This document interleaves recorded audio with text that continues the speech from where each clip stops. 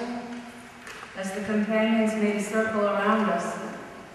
In one movement, we came together and kissed each other on the lips. Beloved,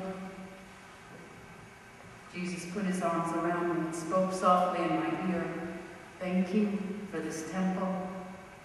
Thank you for this feast.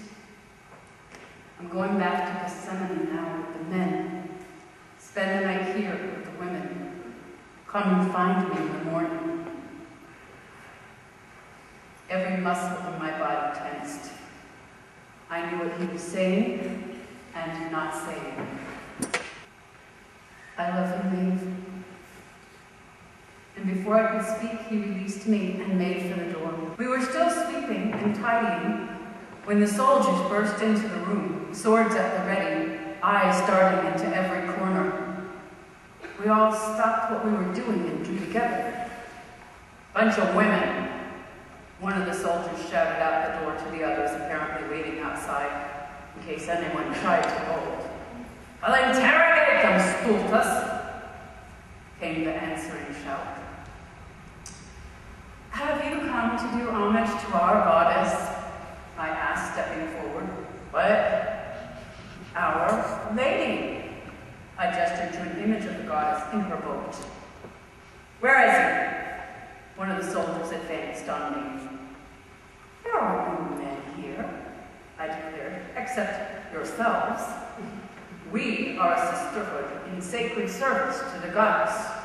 This is our temple, and you are perilously close to violating it and invoking her wrath. What is your business with Our Lady?"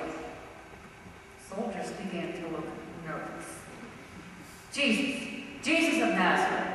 We know he was here. Where is he?" "A man here in the temple."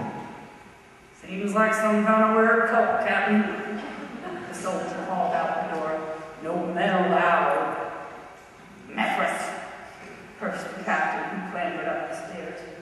"Desecration!" the women shrieked. "They must leave at once." "Let's not be so hasty. It may be that the goddess has sent these men to us as delegates." I had been steadily advancing, and the men steadily backing away. "Forget it!" the captain barked. "He's not here."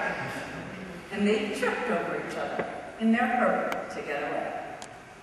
We started to shake and held on to each other, choking in silent laughter until we cried, and then, abruptly, we sobered up.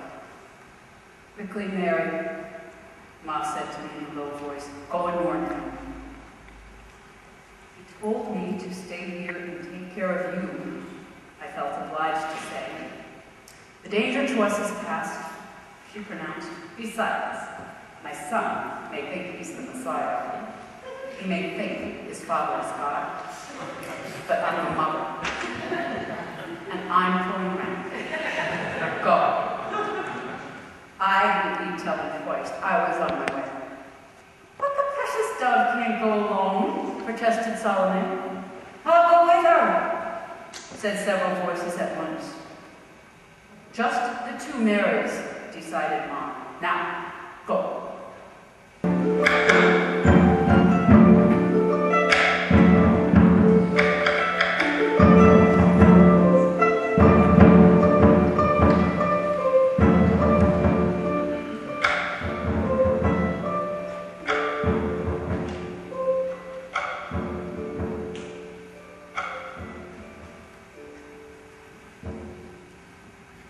Mary and I concealed ourselves in the shadow of a big olive tree and scanned the garden.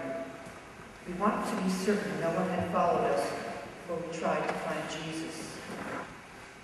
When my eyes adjusted to the disorienting patterns of moonlight and shadow, I saw him across the grove, leaning against another tree with branches high and sparse enough that moonlight touched his face.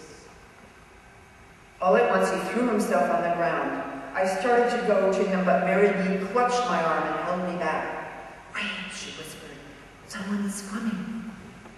Then I heard it too, the sound of running feet and ragged breath. We turned, and Judas hurtled toward us, naked except for a makeshift loincloth he had wound clumsily around his private parts.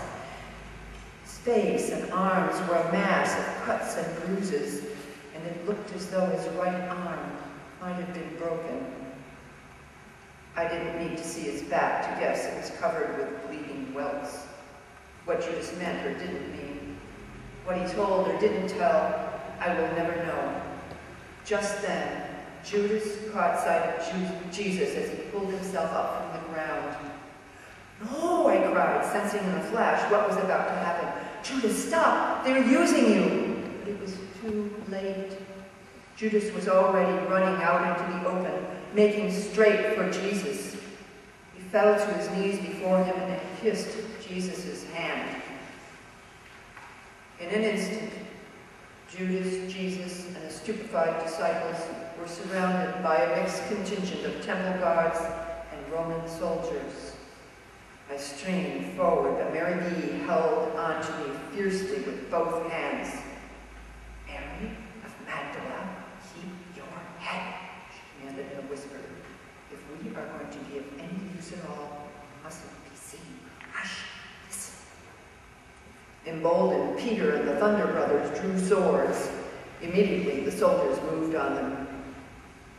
"Who are you looking for?" Jesus asked again, stepping forward and stopping the soldiers in their tracks.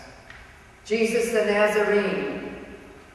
"I told you, I am he. I am the one you are looking for. Let these others go." As the guards and soldiers moved toward him, Peter struck blindly and lopped off the ear of a temple servant. Jesus calmly bent, picked up the ear, and restored it, further terrifying everyone. "Put away your sword, Peter," he said. "Am I not to drink the cup my Father has given me?" He looked across the clearing to the tree where Mary and I were hiding, and I swear, he was there. "The cup I was born to drink, from before and beyond time, in all the worlds." When we got to the courtyard of the high priest's house, we found Peter still there, huddled just inside the gate, sobbing. "Peter, what's happened?" I crouched beside him.